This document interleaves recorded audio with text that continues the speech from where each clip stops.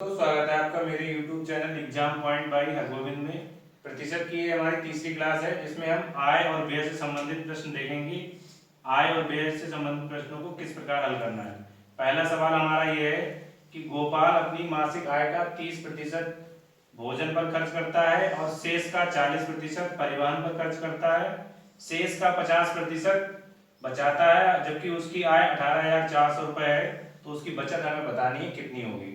तो इस प्रकार के सवाल को हम कैसे हल करेंगे। जैसे हमने माना उसकी जो मासिक आय है वो उसको हम 100% मानेंगे। जैसे हमने कल एरिया या कुछ भी जो भी दिया था उसको 100% माना था, उसी प्रकार गोपाल की आय को हमने 100% माना है। ठीक है, 100% जो कितने के बराबर है, वो बराबर है 18,400 के। इससे हमें क्या निकालना है, 1% की जब हम वैल्यू निकालेंगे तो आ जाएगी हमारी 184 रुपए। ठीक, अब जो सवाल में दिया है उसको हमें हल करना है। 100% उसकी कुल आय थी, उसमें से उसने 30% जो है वो भोजन पर खर्च कर दिया है। तो कितना बचेगा, बचेगा 70%। उसके बाद कह रहे हैं कि जो बचा है उसका शेष का 40% परिवहन पर खर्च किया है। शेष का खर्च किया यानी जो बचा हुआ है उसी का 40% निकालेंगे हम। 70 का 40% निकालेंगे तो 28 हो जाएगा, और जब इसे घटाएंगे तो बचेगा हमारा 42। उसके बाद जो बचा हुआ है उसका 50% जो है वह बचा लेता है, यानी जो 42% है उसका 50% में क्या करता है, 50% में कर लेता है सेविंग, यानी वह बचा लेता है 50%। तो 42 का 50% हो जाएगा 21 इसमें से हम घटा देंगे तो कितना उसके पास बचेगा 21%। ठीक, अब कह रहे हैं कि उसकी बचत ही हमें बतानी है जबकि आय उसकी 18,400 है। तो जो बचत है उसकी वो कितनी है, बचत है उसकी 21%। 21% निकालने के लिए क्या होगा, 21 गुणा 184, क्योंकि 1% की वैल्यू कितनी है, 184 रुपए है, और जबकि उसकी कुल बचत है 21%। तो 21 की गुणा हम जब इससे करेंगे तो कितना आ जाएगा, आएगा हमारा 3864 रुपए। ठीक है, ये हमारे पहले सवाल का आंसर हो गया। क्वेश्चन नंबर 2 हमारा, नारायण अपने वेतन का 30% शिक्षा पर खर्च करता है, शेष का 50% भोजन पर खर्च करता है और 1,000 रुपए जो मकान किराए पर खर्च करता है। उसके बाद उसके पास 1,800 रुपए बच जाते हैं। तो उसकी मासिक आय हमें बतानी है नारायण की। तो हमें करना क्या है, सबसे पहले नारायण की जो मासिक आय है उसको हम 100% मान लेंगे। ठीक, 100% जब मानेंगे तो उसके बाद कह रहे हैं कि इसमें से वह 30% शिक्षा पर खर्च करता है यानी एजुकेशन पर, तो उसके पास कितना बचेगा, 70%। ठीक, उसके बाद कह रहे हैं कि जो शेष बचा हुआ है उसका 50% उसने भोजन पर खर्च कर दिया है। तो 70 का जब हम 50% निकालेंगे तो 35 आएगा, और 35 को जब इसमें से घटा देंगे तो 35% बचेगा। ठीक, अब जो बचा हुआ है उसके पास, उसमें से उसने 1,000 रुपये मकान के किराए पर दे दिए हैं और 1,800 रुपये उसके पास बच गए हैं। तो जो बचा हुआ कितना, 35%, उसमें से ही उसने क्या किया, 1,000 रुपये मकान के किराए को दिए हैं और 1,800 रुपये उसके पास बच गए हैं। तो जो टोटल सेविंग है उसकी वो 1,000 प्लस 1,800 रुपये होगी। तो 35% बराबर हो जाएगा हमारे 2,800 के। 2,800 रुपये के बराबर होगा। जब हम इसको डिवाइड करेंगे 7 से, इसको डिवाइड करेंगे तो 5 आएगा, और इधर इसको जब डिवाइड करेंगे 7 से तो आ जाएगा 400, यानी 5% की जो वैल्यू है वो आ जाएगी 400 के बराबर।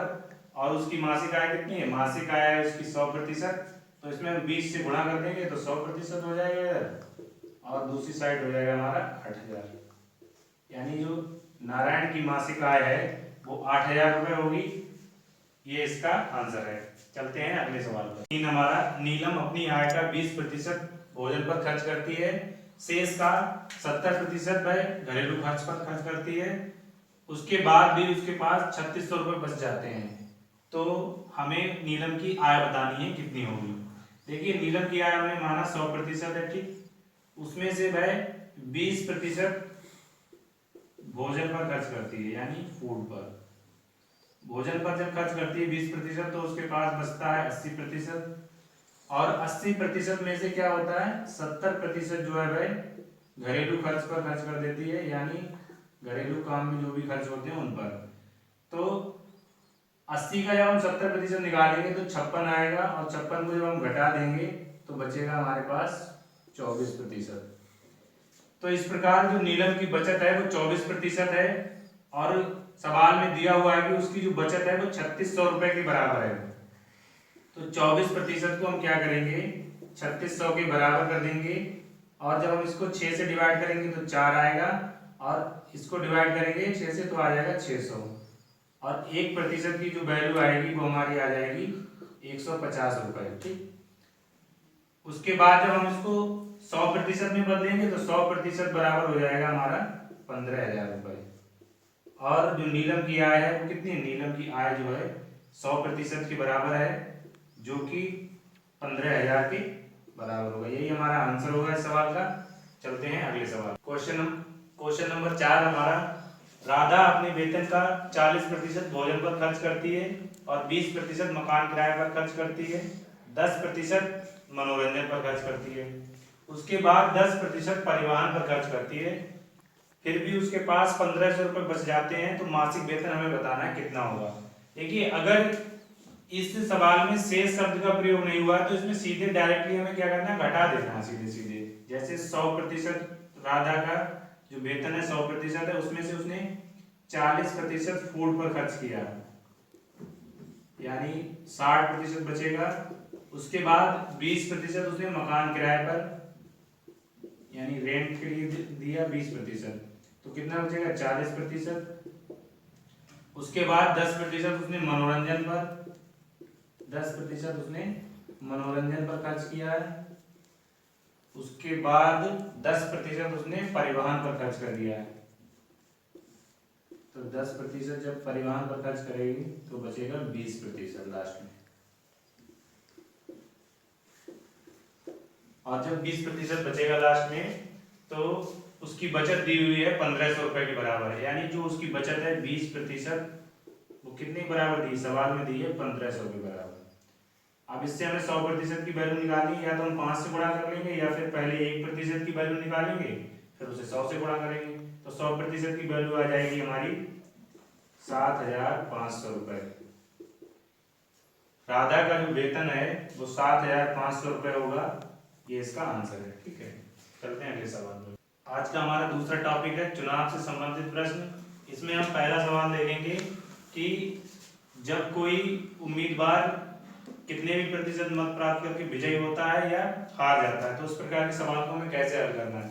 सबसे पहले मतदान की जो प्रणाली होती है उसमें क्या होता है, कम से कम 2 उम्मीदवार होते हैं और वोटर होते हैं। तो इस सवाल में हमारे क्या है, 2 उम्मीदवार हैं, जो इसको हम मान लेते हैं एक ए है और एक बी है। ठीक, जीतने वाले को 65% मत प्राप्त हुए हैं, तो हमने मान लिया कि ए जो है वो जीता है, इसको 65% वोट प्राप्त हुए हैं, जबकि बी को कितने प्राप्त होंगे। देखो, टोटल जो वोटिंग होगी हमारी वो होगी 100% की। जो टोटल वोट होंगे वो 100% के बराबर होंगे। अब जीतने वाले को उसमें से 65% प्राप्त हुए हैं, तो हारने वाले को कितने होंगे, हारने वाले को अपने यहाँ 35% मत प्राप्त होंगे या वोट प्राप्त होंगे। इस प्रकार के सवाल को हल करने में हमें क्या ध्यान रखना है, जो इसकी ट्रिक है इसको सॉल्व करने की, कि जो वोट में डिफरेंस होगा, जो वोट प्रतिशत में डिफरेंस होगा वही उनके वोट में नंबर में डिफरेंस होगा। यानी जितना इन दोनों के प्रतिशत में अंतर में डिफरेंस होगा उतना ही उनके मतों में जो अंतर है उसके बराबर होगा ये। तो इन दोनों के बीच में अंतर है 30% का, और बराबर कितने का हो जाएगा, बराबर हो जाएगा 900 के। जब हम 30 से इसे डिवाइड करेंगे तो 30 आ जाएगा, यानी 1% की जो वैल्यू आएगी वो आ जाएगी 30 के बराबर।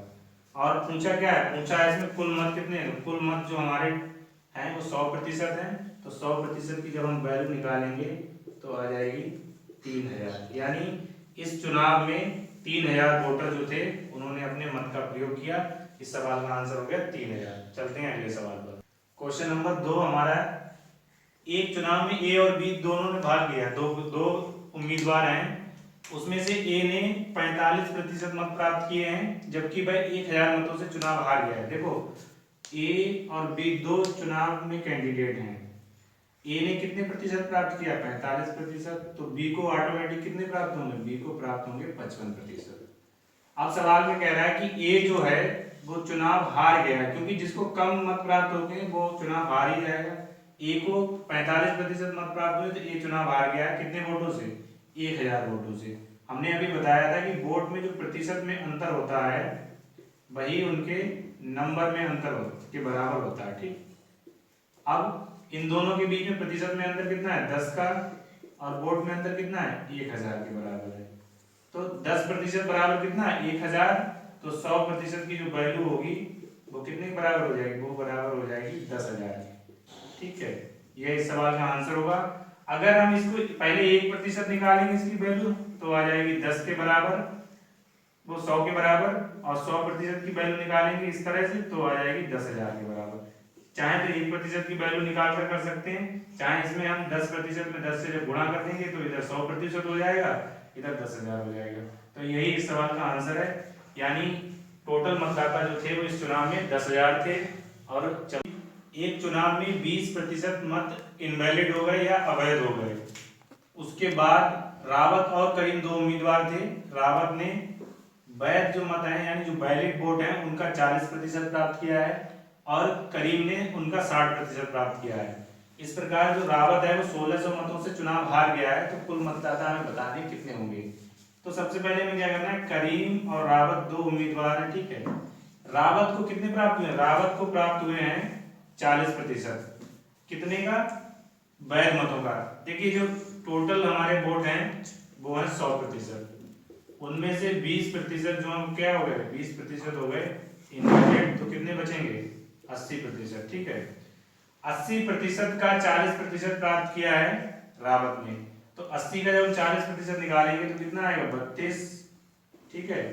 यहां से 80 का जब हम 40% निकालेंगे तो 32 आ जाएगा, और 80 का ही जब हम 60% निकालेंगे तो आ जाएगा हमारा 48, ठीक है। इस प्रकार करीम और रावत के जो एक्चुअल वोट हैं वो हमें पता चल गया कि करीम को 48% कुल मतों के प्राप्त हुए हैं, जबकि रावत को कुल मतों के 32% वोट प्राप्त हुए हैं। तो हमने डिस्कस किया था कि जो परसेंटेज में अंतर होगा इन दोनों के बीच में, परसेंटेज में अंतर कितना है, 16 का है, यानी 16% बराबर कितने को हो जाएगा, जो इनके वोट में अंतर के है 1600 के। जब हम 16 से इसे डिवाइड करेंगे तो आ जाएगा 100, यानी 1% की जो वैल्यू है वो हमारी आ जाएगी 100 के बराबर। और कुल मतदाता कितने हैं, कुल मतदाता होते हैं 100% के बराबर, जो कि हमने पहले बताया। तो 100% बराबर हो जाएगा फिर से 10,000 के, यानी इस सवाल का आंसर भी कितना है, 10,000। 10,000 मतदाताओं ने अपने मत का प्रयोग किया है, और इस प्रकार हमने ये चुनाव वाला सवाल हल किया। चलते हैं अगले सवाल पर। 4 हमारा, एक चुनाव में एक उम्मीदवार 30% वोट प्राप्त करता है और 210 मतों से चुनाव हार जाता है, तो कुल मतदाता हमें बता दें कितने होंगे। देखिए दो उम्मीदवार हैं तो हमने माना क्या, ए और बी दो उम्मीदवार हैं।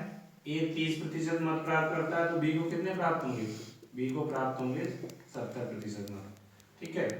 और कह रहे हैं कि इस प्रकार में 210 मतों से चुनाव हार गया है, तो इन दोनों के बीच में जो प्रतिशत में अंतर है वो कितना है, प्रतिशत में अंतर है 40, जो कि 40% ही किसके बराबर में आएगा, वो बराबर हो जाएगा 210 के। जब हम इसे भाग देंगे तो 10 से भाग देंगे तो क्या आएगा, इधर आ जाएगा 4 और इधर आ जाएगा हमारा 21। तो इस प्रकार जब हम इसको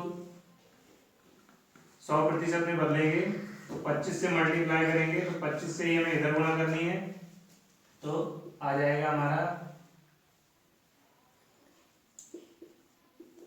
525, यानी 100% जो वोट होंगे वो 525 के बराबर होंगे। ये हमारा सवाल हो गया, इसका आंसर हो गया 525। आज की वीडियो में बस इतने ही सवाल, अगली वीडियो में मिलेंगे हम नेक्स्ट टॉपिक के साथ।